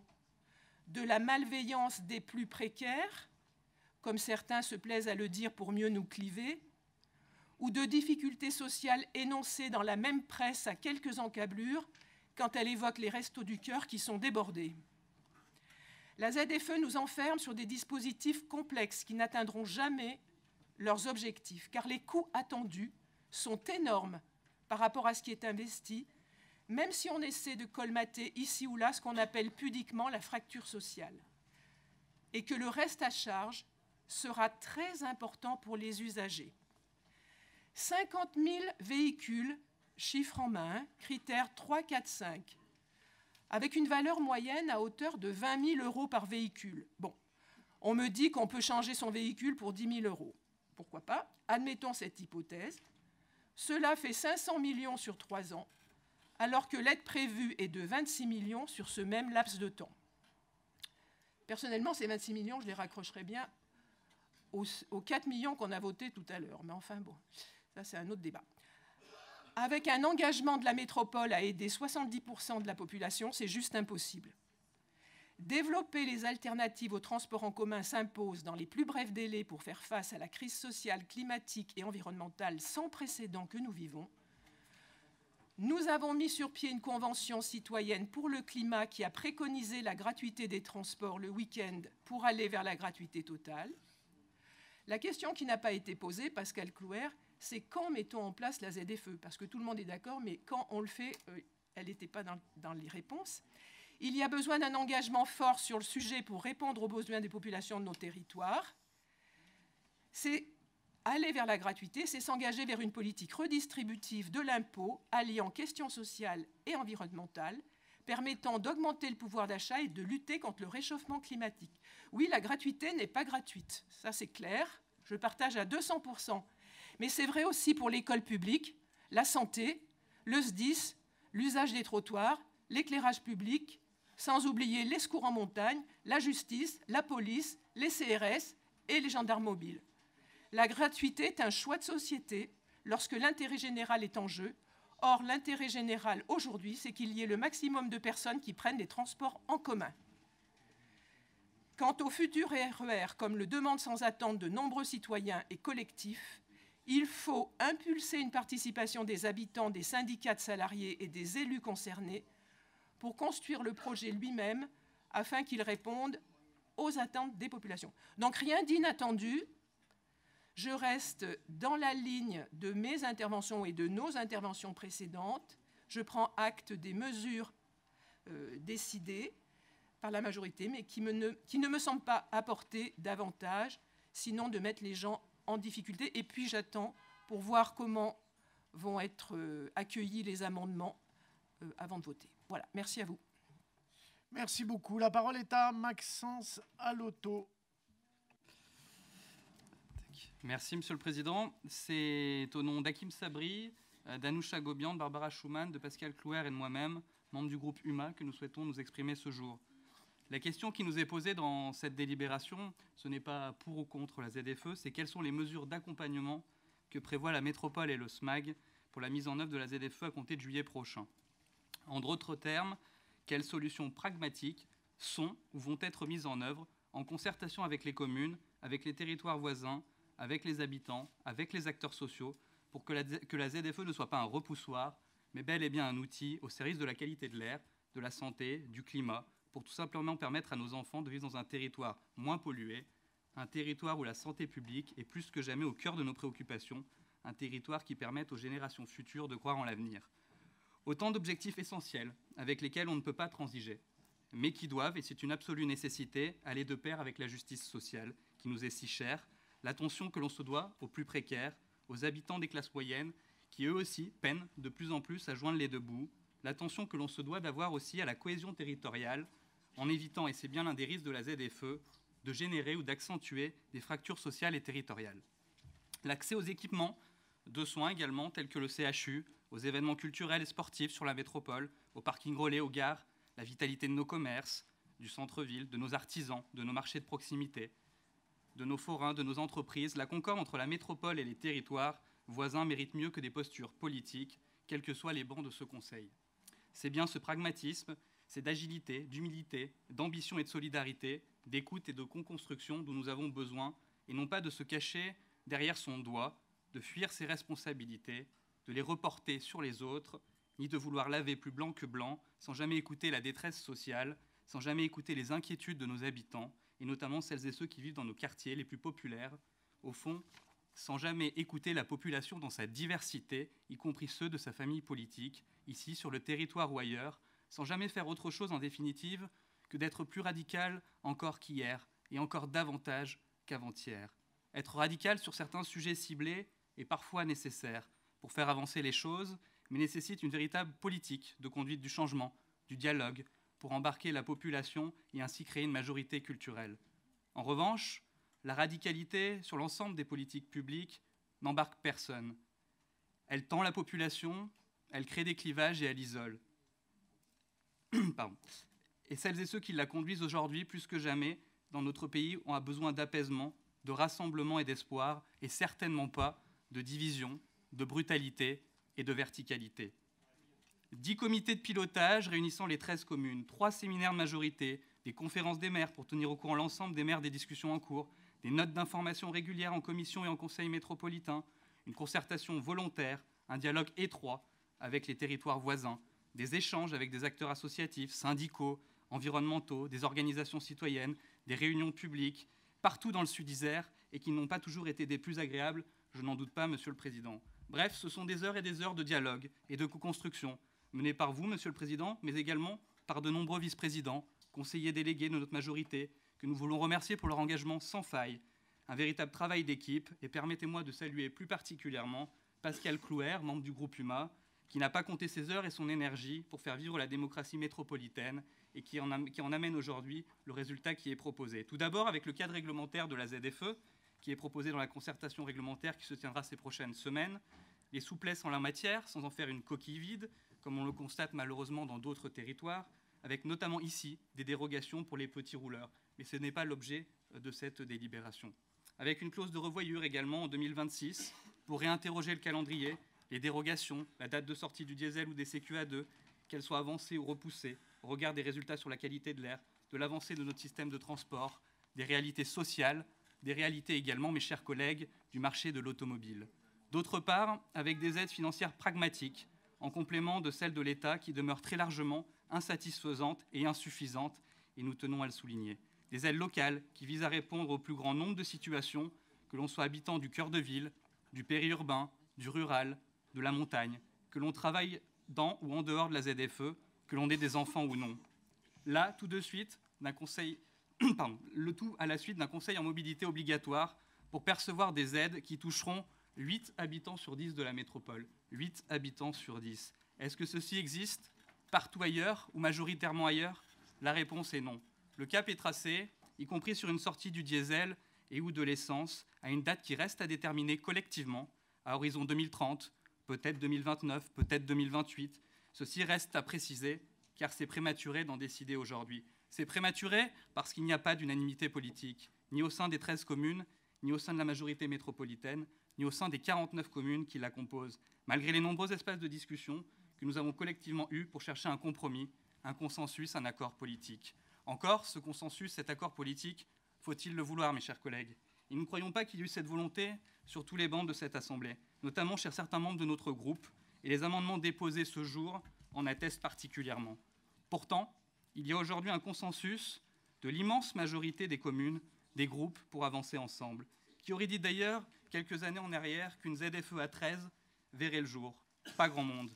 Par ailleurs, il y a une immense majorité également qui se retrouve dans ce célèbre adage « tout seul on va plus vite, ensemble on va plus loin ». Et c'est tout particulièrement valable en matière de bénéfices pour la santé, pour la qualité de l'air et pour le climat. Il y a une immense majorité qui ne veut pas voir dans la carte de la ZFE des trous entre plusieurs communes concernant l'interdiction du diesel ou des CQA2 et préfère à l'inverse perdre un an, peut-être 2, pour avoir davantage de gains au bout du compte et ne laisser personne sur le bord du chemin. Nous ne retrouvons pas dans cette course solitaire à l'échalote qui n'intéresse personne ou pas grand monde, y compris ici dans ce Conseil, et qui n'a fait que de diviser, d'insécuriser nos habitants, d'amener un climat anxiogène et ralentir, alourdir les décisions que nous avons à prendre quand, pourtant, les citoyens qui ont eu le plaisir de participer à la Convention citoyenne métropolitaine pour le climat invitent les élus à agir vite en tenant compte de la contrainte de la ZFE pour les habitants. C'est prématuré également, mes chers collègues, de définir une date de sortie du diesel ou des CQA2, ce qui n'empêche pas de fixer le cap, comme le fait la métropole dans ses communications, dans les concertations volontaires et réglementaires, quand toutes les études menées localement montrent que notre système de mobilité, nos parkings relais, ne sont pas suffisants pour franchir ce cap dont l'opportunité n'est pas à remettre en question. La question, mes chers collègues, c'est le timing. Pour que cette mesure soit tenable pour les habitants, pour que, et le temps est court, notre réseau de bus desserve davantage des zones qui restent peu desservies aujourd'hui, pour que les réseaux de covoiturage et d'autopartage continuent de se développer, tout comme le maillage cyclable, car disons-le nous en toute honnêteté, aujourd'hui, l'extension des lignes de tramway ou le RER de l'aire grenobloise ne se feront pas en quelques mois. Ce sont des solutions plus légères, pensées collectivement avec l'appui des communes, qui seront en mesure d'être réalisées. Et c'est cela qui est pensé aujourd'hui, concomitamment aux réflexions sur le plus long terme, mais aussi des réflexions et les premières mesures en faveur d'une tarification plus attractive pour le service MVélo+, et gratuité pour les petits et les jeunes dans les transports en commun, et demain une tarification plus solidaire dont le plafond sera revu sensiblement à la hausse. Bref, mes chers collègues, les mesures d'accompagnement sont au rendez-vous. Elles sont loin de toutes figurer d'ailleurs dans cette délibération, mais celles qui y figurent favorisent l'intermodalité, l'usage tout de suite ou progressif des transports en commun, y compris ceux de la région et du département, le covoiturage, l'autopartage, les modes doux, avec des équivalents gratuités pendant 3 ans pour ce type d'usage, tout en apportant une aide à ceux qui n'ont pas d'autre choix que d'utiliser leur voiture et d'en changer pour un véhicule à faible émission, qu'il soit neuf, rétrofité ou essence d'occasion, avec des fonds publics métropolitains orientés uniquement sur des modèles de véhicules qui consomment peu. C'est l'intelligence collective, transpartisane, qui amène à ce résultat aujourd'hui. Et je tiens à saluer toutes celles et ceux qui ont œuvré pour tracer ce cap, faire en sorte que les mesures d'accompagnement soient au rendez-vous, mesures qui pourront bien sûr être ajustées à la hausse, si besoin, demain, que ce soit au niveau du budget ou de la PPI. Cela a déjà été dit à plusieurs reprises. Mais le budget déjà consacré à ces mesures se compte en plusieurs dizaines de millions d'euros, et je tiens à le souligner particulièrement. En face de cela, quel est le soutien du gouvernement ? Quelle est sa cohérence lorsqu'il prévoit des aides ou des facilités de prêt différentes d'une métropole à une autre, la métropole grenobloise est en l'occurrence pas la mieux traitée? Quelle est sa cohérence lorsqu'il prévoit des aides différentes entre la métropole de Grenoble et ses territoires voisins? Est-ce à la métropole de régulariser ces aberrations? En a-t-elle non seulement les moyens financiers, mais aussi juridiques? Quel est le soutien du département? Quelles métropoles mettent autant d'argent aujourd'hui sur la table? Quelles métropoles ont des dispositifs d'accompagnement aussi poussés? Ces réponses, mes chers collègues, vous les avez toutes et tous. Est-ce que l'on pourrait faire encore mieux sur ce territoire? Probablement. Est-ce que la pelote a été tirée dans tous les sens, ici? Est-ce qu'elle continuera de l'être pour faire toujours mieux, toujours plus juste, toujours plus solidaire et toujours plus ambitieux? La réponse est oui. Nous le croyons et nous en sommes convaincus. Monsieur le Président, nous tenions à vous dire aujourd'hui que votre méthode qui consiste à privilégier le dialogue, l'échange avec les 49 communes pour trouver les chemins qui rassemblent vous honore, et nous mesurons la difficulté de votre mission. Monsieur le Président, la manière dont vous fonctionnez pour ne pas opposer les territoires, pour ne pas opposer la ville-centre contre les autres communes, mais en tenant compte des problématiques de chaque collectivité, tout en ayant une vision globale et à long terme, est indispensable pour embarquer tout le monde. Monsieur le Président, la manière dont vous faites vivre au sein de cette Assemblée, notre majorité, ce droit à l'expression, qui nous est si cher à gauche, en permettant des prises de parole différenciées, mais que nous espérons toujours solidaires au niveau des votes, est une chance. Car la diversité, le débat enrichit et élève toujours. C'est le repli sur soi, la verticalité, qui sont dangereux pour la démocratie et pour notre territoire. Monsieur le Président, pour toutes ces raisons, nous voterons cette délibération, saluons le travail qui a été engagé jusqu'ici et invitons à le poursuivre dans la sérénité, sans dogmatisme, sans jouer avec les peurs, mais toujours avec pour seule boussole d'être au service des habitants, de nos territoires, des enjeux sanitaires et climatiques, pour construire collectivement un futur désirable. Je vous remercie. Merci. La parole est à Laurent Tovist. Merci, Monsieur le Président. Alors, tout d'abord, on a évoqué la participation des collectivités au travail depuis 2 ans. Pierre Véry en a fait a souligné le nombre de comités de pilotage. Je dois dire que pour les communes qui sont dans la ZFE, qui font partie de la ZFE, c'est vrai. Nous avons participé activement, nous avons débattu, Nous avons pu d'ailleurs, on y reviendra, contribuer finalement à la solution qui a été adoptée. Donc il y a un vrai travail avec les communes qui sont dans la ZFE. Je ne suis pas persuadé qu'il y ait eu le même travail avec les communes qui ne sont pas dans la ZFE et dans les territoires voisins. Et je pense qu'il y a eu des informations effectivement en conférence des maires, il y a eu des discussions, mais on le voit avec nos collègues du Crécy-Vaudan, du Voironnais, on est encore un petit peu, on est presque au début. Il y a une différence de gap. Sur la concertation avec la population, cher Pascal, elle est peut-être exemplaire en termes de nombre de réunions, etc. Moi, j'étais à une réunion à Fontaine, sur le marché de Fontaine. Je suis resté pendant 2 heures. 90% des gens, c'était pas il n'y a pas longtemps, hein, c'était il y a quelques mois, hein, 90% des gens, et quand je dis 90%, c'était peut-être même 95, voire 100, à part un ou deux qui étaient au courant, n'étaient pas au courant. Donc on ne peut pas dire qu'on ait aujourd'hui une véritable appropriation de la population sur cette question de ZFE, et c'est pourquoi nous pensons qu'il aurait peut-être fallu avoir un temps plus important d'échange avec notre population qui, même encore aujourd'hui, on va voter ou pas d'ailleurs, on verra les mesures d'accompagnement, mais même encore aujourd'hui, il y aura un article dans la presse, etc. Enfin, pour beaucoup de citoyens, ça reste encore très très éloigné tout ça. Et donc c'est maintenant véritablement que les choses vont s'engager. Et c'est un petit peu dommage qu'on n'ait pas pu faire ça peut-être de manière à plus longue échéance. Alors après, moi j'ai beaucoup entendu parler de responsabilité de l'État. Et comme Lionel nous y incite, hein, à chaque fois on est le gouvernement. Moi je suis très honoré de représenter le gouvernement. Hein. À mon tout petit niveau, je peux vous garantir qu'Emmanuel Macron ne m'appelle jamais avant de prendre une décision. Hein. Mais... Ouais, ah, c'est un scoop? Ah bon. Ça va être dans la presse demain, M. Tovist.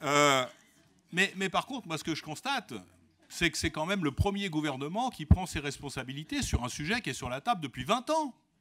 30 ans même. On ne découvre pas quand même les problèmes de pollution. Il y a des villes au niveau européen qui ont pris des mesures sur les ZFE depuis très longtemps.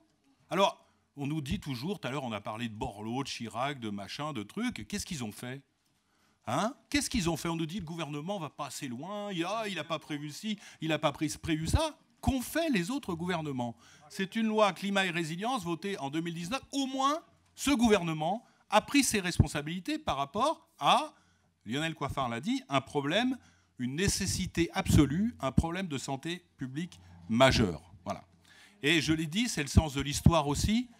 Le gouvernement français n'est pas particulièrement précurseur là-dessus. Hein. Des ZFE, quand vous voyagez un petit peu, il y en a quand même dans un certain nombre de pays d'Europe. Hein. On n'est pas les premiers à inventer ça. Hein. Donc même si ce gouvernement ne l'avait pas pris, il aurait fallu qu'un autre le prenne. Et il faut de toute façon que nous allions vers la réduction, à la fois, j'y reviendrai, du trafic automobile, mais aussi des véhicules polluants. Alors, ensuite, moi je suis un peu ébahi quand même par la discussion qui a lieu aujourd'hui là. Parce que toutes les interventions que j'ai entendues pour l'instant, peut-être que derrière nous ça s'exprimera, mais toutes les interventions que j'ai entendues pour l'instant, c'est des interventions de gens qui sont tous membres de l'exécutif. Et Pierre Véry a avoué dans son intervention liminaire son incompréhension, parce que tous ces gens qui sont membres de l'exécutif, d'abord ils ne sont pas d'accord sur ce qu'il faut faire, et deuxièmement, visiblement, ils n'ont pas dû vraiment travailler la question, puisqu'on nous a dit, alors je ne sais pas Pierre, si toi tu veux encourager les SUV pesant plus d'1 tonne. Moi, personnellement, je n'ai pas vu dans les mesures qui étaient prononcées qu'on allait mettre des subventions pour acheter des SUV. Hein. Donc, visiblement, je ne sais pas ce que vous avez fait au sein de l'exécutif. Peut-être que vous avez trop concerté avec les autres communes, mais ce n'est pas passé, quoi. Bon. Et si sur un sujet aussi important que la ZFE, qui nous engage à la fois sur des problèmes de mobilité, qui nous engage sur des problèmes de santé, qui nous engage sur des problèmes de solidarité, ça a été dit. Si vous n'êtes pas d'accord ensemble, mais qu'est-ce que vous avez encore à faire ensemble? On est là probablement sur une des délibérations les plus importantes pour nos citoyens. Et j'ai entendu les communistes qui nous disaient c'est pas bien, ça va trop vite, ça va trop loin. UMA qui nous dit ça va pas assez vite, ça va pas assez loin. Maxence Salotto qui nous dit nous on est un petit peu entre les deux, c'est le en même temps. Hein, voilà. Donc nous on trouve bon. Voilà. Donc, écoutez, chers amis, franchement, mettez-vous d'accord et puis quand vous serez d'accord, vous reviendrez nous voir. Par contre, je le dis sur un certain nombre d'interventions, Si on attend que le RER métropolitain soit là pour faire quelque chose, si on attend, Sylvain Laval l'a développé à plusieurs reprises, commander des nouveaux trams, simplement les commander, on ne parle même pas de faire les voies, hein. Simplement les commander, aujourd'hui, c'est 5 à 10 ans à peu près de livraison. Hein. Si on attend qu'on ait fait toutes les pistes cyclables de la métropole, si on attend qu'on ait acheté des bus, qu'on ait formé des chauffeurs aussi, hier on était avec Jean-Paul Trovero sur un appel d'offres pour des lignes collège, etc., on ne sait même pas si on va avoir des gens qui vont répondre. Donc si on attend tout ça, bah, je veux dire, on sera mort avant même qu'on ait fait quoi que ce soit. Hein. Donc effectivement, il faut commencer à agir. Bien sûr, c'est imparfait, bien sûr, et tout n'est pas là pour l'instant, mais la question fondamentale qu'il faut se poser, c'est est-ce que le dispositif que nous mettons en place, que nous parlons de dispositif d'accompagnement, est-ce que le dispositif que nous mettons en place permet de répondre à la mise en place de cette ZFE dans des conditions acceptables pour la population? Pour nous qui avons participé, nous avons, en tout cas, je parle de la commune de Fontaine qui a participé, nous sommes favorables aux mesures qui ont été mises en place. D'abord, c'est une ZFE non permanente. Il y a eu un débat, ZFE permanente, non permanente. Nous étions effectivement pour une ZFE non permanente parce que, effectivement, il y a tout un tas de gens qui utilisent leur voiture de manière très épisodique et qui n'ont pas un besoin, et là on peut se rejoindre, il ne s'agit pas de changer la voiture pour changer la voiture. Hein. Ce qu'on va viser là, c'est les gens qui roulent beaucoup, puisqu'il y a aussi une exemption petit rouleur, et qui roulent beaucoup en semaine sur les créneaux 8h, 18h, c'est-à-dire les créneaux les plus chargés. Tous les autres ne sont pas concernés. Ils peuvent continuer à utiliser leur voiture en dehors de ces créneaux-là, ils peuvent continuer à utiliser leur voiture le week-end, ils peuvent continuer à utiliser leur voiture même sur ces créneaux-là avec un certain nombre de dérogations. Donc on n'est pas en train, je veux dire, à un moment donné, il faut aussi garder les pieds sur terre. On n'est pas en train, moi j'entends parfois que demain, plus personne ne va pouvoir se déplacer. C'est pas ça, me semble-t-il. Si c'était ça que vous nous aviez proposé, je vous le dis tout de suite, on n'aurait pas voté pour. Hein. Mais là, bon, ça nous paraît un dispositif relativement pragmatique, qui va nous permettre de voir et d'avancer dans le temps. Pierre l'a dit, c'est un dispositif qui doit être évolutif. Et nous, pour les communes qui sont engagées dedans, mais je dirais aussi pour les autres, parce que le défaut un petit peu, c'est que finalement, les communes qui sont dedans et les communes qui ne sont pas dedans, ce qui compte, c'est les habitants. Et les habitants, à un moment donné, ils ne vont pas tourner en rond dans leur commune. Hein. Donc il faut que tout le monde... Bon, il faut que ce soit un dispositif évolutif, il faut que ce soit un dispositif intelligent, y compris dans la verbalisation. Et puis, il faut que ce soit un dispositif qui s'adapte progressivement aux formules qui sont proposées. Alors, on va le tester. Laetitia l'a dit. Pour quelqu'un qui est intramuros, qui utilise le réseau TAG, une aide de 1 000 € à l'année, franchement, c'est largement suffisant. Largement suffisant. Alors, effectivement, et c'est tout le sens de l'accompagnement personnalisé, on va se retrouver face à des situations, des cas pratiques vraiment de citoyens qui ne seront pas dans ces grandes catégories. Et là, il va falloir effectivement être capable de faire du sur-mesure, parce qu'on peut très bien avoir quelqu'un qui est obligé de prendre sa voiture sur le 8h, 18h, avec un petit revenu, et qui ne sera pas forcément uniquement sur le périmètre du cœur urbain, donc pas forcément avec une offre de transport, etc.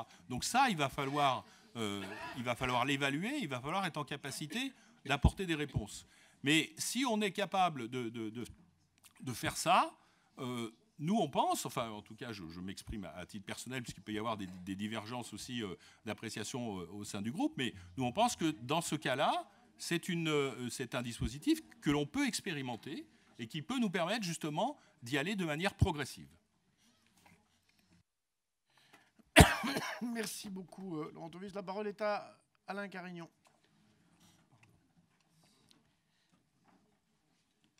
Oui, pardon, Monsieur le Président. Écoutez, à entendre les uns et les autres, pour ma part, par rapport à mon prédécesseur, je jugerais plutôt positif l'évolution. Parce qu'il me semble que sur ces sujets, l'étau se desserre. D'une certaine manière, on respire déjà mieux dans cet hémicycle, qui est déjà un progrès pour la qualité de l'air, parce que, visiblement, disons que la majorité, lorsqu'elle était très soudée, et qu'elle disait tous répétaient la même chose, il y avait des surenchères auxquelles personne n'osait s'opposer. Désormais, il semble qu'il y ait un petit peu de relativisme et on commence à revenir un peu sur Terre depuis que certains, par leur brutalité, vont vers l'isolement. Et moi, il me semble même que votre vice-président, M. Clouer, soit un peu libéré. Parce qu'il propose désormais que l'expression des citoyens consultés soit entendue. Moi, je ne sais pas à quel événement rattacher cette évolution, ce positionnement nouveau, mais j'ai une petite idée. Parce que jusque-là, l'expression des citoyens, disons qu'elle n'était pas particulièrement intéressante. Donc, je le dis, mais je signale tout de même que votre consultation, moi je l'ai regardée sur le net, elle ne prévoyait pas, elle ne demandait pas, elle ne posait pas la question de savoir si les citoyens voulaient un report ou non de la mise en service et d'application de la ZFE. Et je signale que l'Automobile Club qui aurait voulu être entendu, qui a demandé à être reçu et qui ne l'a pas été, explique dans son communiqué qu'il aurait aimé, lui, proposer le courage d'un référendum sur l'ensemble de la métropole avec habitants et travailleurs, et que peut-être sur un sujet de cette importance, qui mérite beaucoup de pédagogie, parce que s'il y a unanimité, je pense, c'est que tous les citoyens ne savent pas à quelle sauce ils vont être mangés, et que la vertu pédagogique de la grande consultation citoyenne, c'est une vertu pédagogique qui a été oubliée. Donc je voudrais maintenant que la raison semble revenir sur beaucoup de bancs, dire au préalable, effectivement, que si tout le monde est conscient de la problématique de la qualité de l'air, il ne s'agit plus maintenant de continuer à cautionner ce climat de peur, ce développement de l'éco-anxiété qui avait et qui a des objectifs électoraux, qui est l'objectif d'inquiéter, de faire peur aux citoyens pour les jeter dans un certain nombre de bras. On sait bien que c'est ça l'idée. Je crois qu'on a encore entendu ça aujourd'hui. Alors, ça a été dit, et moi je le confirme, la qualité de l'air s'améliore. Il ne faut pas qu'on se trompe. Elle s'améliore. Madame Madrelle l'a dit, Monsieur Alotto l'a dit. On est maintenant en dessous, dans l'agglomération grenobloise, dans la métropole, on est en dessous des normes européennes pour la qualité de l'air. Bon, c'est bien. Il faut s'en féliciter collectivement plutôt que de continuer et à développer l'éco-anxiété qui inquiète tant les jeunes, et qui, en particulier, qui produit sur eux des effets parfois désastreux. Elle s'améliore depuis 50 ans. Avant, on mourait dans les villes dans la semaine à cause de la pollution. Puis, dans les années 90, on a eu, si j'ose dire, plus qu'1 million de personnes qui avaient des décès prématurés. Et puis, en 2030, il n'y en aura plus, et c'est encore trop, que 250 000 qui auront... si nous continuons sur la trajectoire en Europe, qui auront plus que 250 000 personnes qui auront un décès prématuré. Donc cette trajectoire, elle est bonne. Alors, il ne faut pas continuer à agiter les peurs. Pourquoi ? Parce que si on agite les peurs, on prend de mauvaises décisions. On l'a vu sur le nucléaire, quand il y a eu ces grands débats il y a 10-20 ans, les Verts faisait peur avec le nucléaire, la population était inquiète, et donc on a abouti à des accords politiques que vous connaissez tous. Le président Hollande qui fait entrer les Verts en échange de l'arrêt de centrales, de la diminution du nucléaire. Toutes ces fautes-là, on les paye aujourd'hui. C'est le résultat de la menace, de la peur que certains ont fait régner. On a vécu tous ces épisodes, donc il faut maintenant un peu s'en libérer pour prendre les problèmes de façon extrêmement pragmatique et trouver des solutions, et non pas des jouissances que souhaitent un certain nombre d'entre vous, d'imposer des contraintes, des restrictions aux libertés individuelles, comme si les citoyens n'étaient pas conscients eux-mêmes des progrès et des modifications de comportement à effectuer en fonction de leurs impératifs, de leurs revenus, de leurs problématiques. Chacun, je pense, peut avancer à son pas. Et je voudrais dire, pour élargir aussi, qu'on a bien vu que l'Allemagne, qui se présentait en modèle, a fini par elle-même proposer puis renoncer à la fin du moteur thermique en 2035, et puis elle est revenue en échange d'autres accords. Il y a des pays qui raisonnent en intégrant l'écologie, la lutte pour la qualité de l'air à leurs intérêts propres. Les intérêts propres, c'est pas sale. l'intérêt propre d'un pays, l'intérêt industriel, l'intérêt économique. Je crois qu'il faut le défendre. Moi, j'ai vécu l'époque des pots catalytiques quand j'étais ministre de l'Environnement. Les Allemands voulaient le pot catalytique parce que ça faisait monter le prix des petites voitures. Ils refusaient la limitation de vitesse qui économisait autant la pollution, mais qui gênait les gros véhicules qu'ils fabriquaient. Bon, ils défendaient leurs intérêts. Et moi, j'avais les Verts qui me disaient qu'on n'allait pas assez vite, pas assez loin, mais qui allaient nuire à nos constructeurs et pas améliorer plus la qualité de l'air que la diminution de la limitation de vitesse. Il y a donc, sur ces sujets-là, des enjeux qu'il faut prendre en compte. Et je pense qu'aujourd'hui, il me semble, en entendant les interventions, qu'on se calme un peu. Alors, la France n'a pas de leçons à recevoir des autres. Elle participe autant et parfois mieux que d'autres au bien commun. Et on connaît les problèmes, ça a été répété ici par plusieurs intervenants, que vont poser la voiture électrique, les métaux précieux, les métaux rares qu'on va acheter à l'étranger, qu'on va prendre à l'étranger, qui sont eux-mêmes des facteurs de pollution, qui nous rendent dépendants. Et donc, tous ces facteurs-là, il faut absolument que nous les prenions en compte, parce que ça me paraît être des éléments tout à fait essentiels. Alors, ce que je voudrais dire, Monsieur le Président, avec cette délibération, au fond, quel est votre problème? On l'a bien compris, c'est que vous vouliez essayer de passer entre les gouttes. Donc, vous ne voulez plus tout à fait être dans la ligne d'Éric Piolle et de ses amis, que tout le monde a bien compris que cette ligne-là est insupportable pour la métropole, pour les habitants, pour les familles modestes, pour la classe moyenne. On ne peut pas en venir à des solutions extrêmes qui, écologiquement parlant, sont évidemment discutables. Mais en même temps, vous ne pouvez pas renoncer à vos amours anciennes. Et donc, on arrive à une sorte d'usine à gaz. Il faut dire les choses comme elles sont. D'usine à gaz incompréhensible et donc inapplicable. Parce que si vous mettez en place tous ces dispositifs, qui va comprendre à quoi il correspond? Comment va-t-il le comprendre? Il va falloir une Bible avant de prendre sa voiture pour savoir si ça correspond, si le jour de la sortie et la voiture elle-même correspond à ce qu'on peut faire. Donc, on le voit bien, pour les aides carburant que met en place l'État, etc., les plus modestes, qui sont les plus éloignés de ces services, ne sauront pas les utiliser. Ils ne sauront pas se les approprier aussi bien qu'ils le devraient et que nous les mettons en place. Donc, c'est vraiment une usine à gaz qui va aboutir à quelque chose d'inapplicable, et je doute que vous mettiez en place une police qui, à l'entrée de la métropole, va vérifier tout cela. Donc, je vous indique d'ailleurs que ces réflexions-là, qui ont été faites sur plusieurs bancs, le secrétaire national du Parti communiste, M. Roussel, les a faites, en demandant qu'il y ait un moratoire.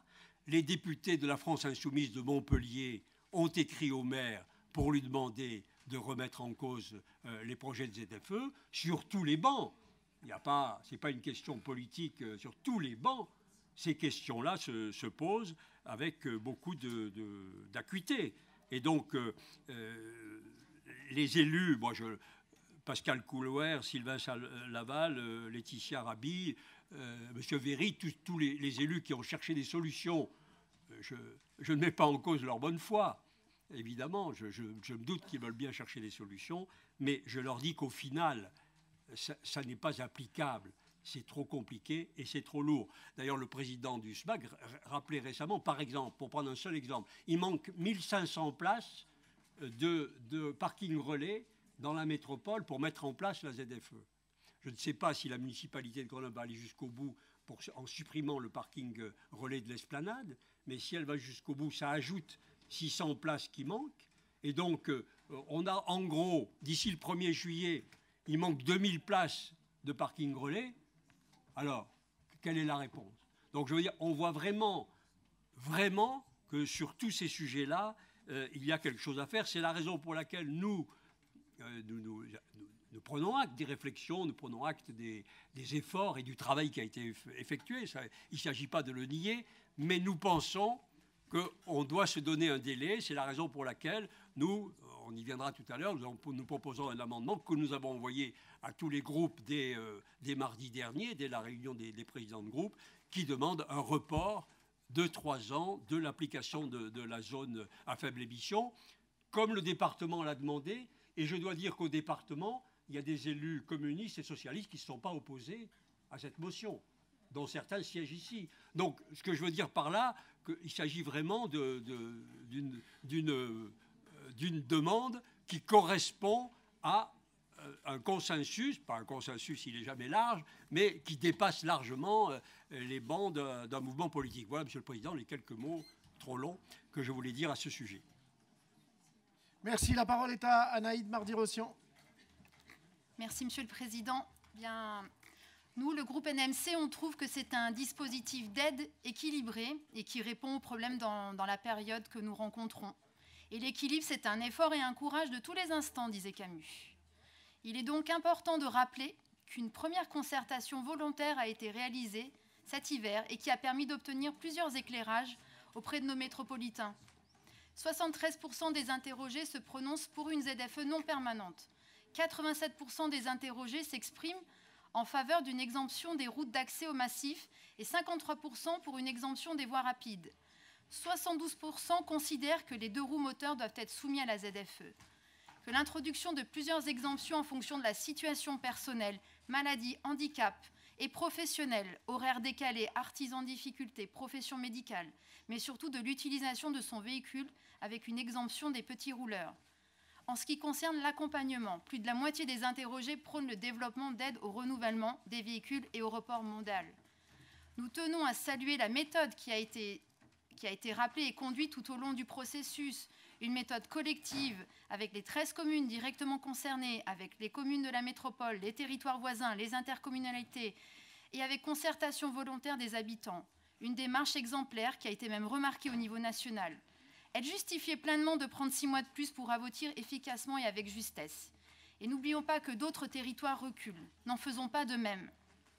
Fort de ces conclusions et des recommandations de la CNDP, nous avons opté pour la mise en place d'une ZFE non permanente, effective en semaine, de 7h à 19h, hors week-end et jours fériés. Celle-ci prendra également en compte plusieurs exemptions comme le retrait des voies rapides et des voies d'accès au massif ou encore pour les petits rouleurs. Mais ce que nous a montré cette première consultation, c'est aussi cette inquiétude quant à l'impact social de la ZFE. C'est afin de limiter au maximum ses répercussions et de soutenir nos habitants, prioritairement les plus fragiles, que ce dispositif d'accompagnement a été conçu. L'accompagnement proposé aujourd'hui par la métropole est ambitieux. C'est un dispositif, ça a été dit, mais rappelons-le, de 26 millions d'euros au total, adressé aux 49 communes de la métropole, qui se décline en 3 leviers. Une aide au renouvellement des véhicules, une aide à la mobilité en favorisant le report modal et une aide à l'achat de vélos. Ces 3 dispositifs seront précédés par un conseil individualisé organisé par MTAG. La société de transport deviendra ainsi le guichet unique des mobilités sur le territoire et pourra conseiller au mieux les habitants vers l'accompagnement et le mieux adapté à leur situation. Nous n'avons pas pour objectif de venir aider les habitants ayant les moyens de changer des véhicules. La plupart du temps, ils l'ont déjà fait. Ils sont déjà en possession d'un véhicule électrique, hybride ou thermique en critère 1. Ils ne sont pas concernés par les restrictions de la ZFE. Non. Notre volonté est de soutenir ceux qui seront les plus impactés par ces mesures, les plus fragiles, les plus précaires et dépendants de leur voiture au quotidien. Et c'est dans cette logique que les aides que nous proposons sont éligibles pour les foyers dont le revenu fiscal de référence est de 23 000 € par an. Un montant qui rend éligible 77% des propriétaires de véhicules en critère 3 et supérieur. C'est aussi une logique d'aide aux plus fragiles que nous avons lancée avec l'appel à manifestation d'intérêt dans le cadre du FAST, porté par la conseillère déléguée Laetitia Rabi. L'objectif est encore une fois d'aller vers les habitants précaires, en situation de handicap, habitant les quartiers politiques de la ville et de veille active, pour les accompagner dans ces changements. Une attention particulière doit aussi être portée sur les habitants frappés par la précarité énergétique que l'on retrouve malheureusement dans toutes nos communes, y compris en zone rurale.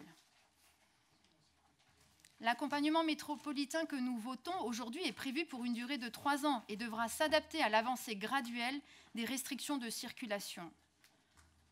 Je le rappelle, et ça a été dit, la ZFE provient de la loi Climat et Résilience adoptée en 2021. Celle-ci précise dans son article 119 l'instauration d'une zone à faible émission, à faible mobilité est obligatoire avant le 31 décembre 2024 dans toutes les agglomérations de plus de 150 000 habitants situées sur le territoire métropolitain. En tant qu'élus locaux, nous avons donc la responsabilité de faire respecter cette disposition. tout en ayant la liberté des formes de mise en œuvre et de là où nous souhaitons mettre le curseur. Nous avons fait ce choix en écoutant les inquiétudes et en respectant les usages des métropolitains. Aujourd'hui, la question n'est pas de savoir si nous sommes pour ou contre la ZFE, mais comment, en tant qu'acteurs publics, nous pouvons aider, accompagner au mieux nos concitoyens vers ce changement. Il nous faut aussi penser la ZFE comme un des éléments de notre action métropolitaine en faveur de la qualité de l'air. Mise en place d'une primaire bois, rénovation énergétique des bâtiments et des logements, élaboration d'un plan climat-air-énergie ambitieux. La métropole de Grenoble développe ses politiques publiques en faveur de la santé, du cadre et de la qualité de vie de nos habitants. Et c'est peut-être aussi pour cela que la qualité de l'air s'améliore dans notre métropole. Enfin, la mise en place de la ZFE passera, nous le savons, par une plus grande utilisation de nos infrastructures de mobilité. Nous faisons pour cela confiance au SMAC qui anticipe et travaille déjà au renforcement des parkings, au développement de nouveaux parkings, relais, à la généralisation du covoiturage, à développer l'usage du vélo en proposant des infrastructures de qualité et sécurisées, à l'élargissement de notre réseau de transport en commun en périphérie pour relier les communes de la deuxième couronne et ainsi proposer des solutions alternatives à la voiture individuelle pour l'ensemble des métropolitains. Le transport par câble aussi serait aussi une solution. Mais les dossiers sont longs, l'administration non facilitatrice et les postures politiciennes pas à la hauteur des débats et des enjeux. Si on se place du point de vue du groupe NMC, ce sera pour nos habitants que la mise en place de la ZFE sera la plus impactante. Ce sont nos communes de la première et de la deuxième couronne qui seront la clé de voûte de la réussite de la ZFE grenobloise, car celles-ci ne font pas partie des communes à l'intérieur de la ZFE. Ces habitants utilisent leur voiture tous les jours pour aller travailler, consommer, avoir des loisirs dans le cœur urbain. C'est aussi pour nos communes que la réalisation du RER métropolitain sera la plus cruciale. À Méribel-Lanchâtre ou à Mont-Saint-Martin, les habitants ne prennent pas leur voiture par plaisir, mais parce qu'ils n'ont pas d'autre choix. Dans d'autres communes, comme à Veurey-Vauroise par exemple, des lignes de bus sont présentes, mais ne sont pas encore assez développées pour faciliter le transport. L'offre de mobilité n'est pas la même que dans les centres urbains, où il est plus facile de changer ses habitudes pour prendre des transports en commun, se déplacer en vélo ou en train. Une seconde étape de concertation va maintenant s'ouvrir. La phase réglementaire en avril et mai pour une introduction de la ZFE en juillet. Voter contre ou s'abstenir sur cette délibération, ce n'est pas s'abstenir ou voter contre la ZFE, mais c'est s'asseoir sur 26 millions d'euros d'aide pour nos habitants. Ils nous font donc accompagner et non entraver. Merci. Merci beaucoup. La parole est à Dominique Escaron.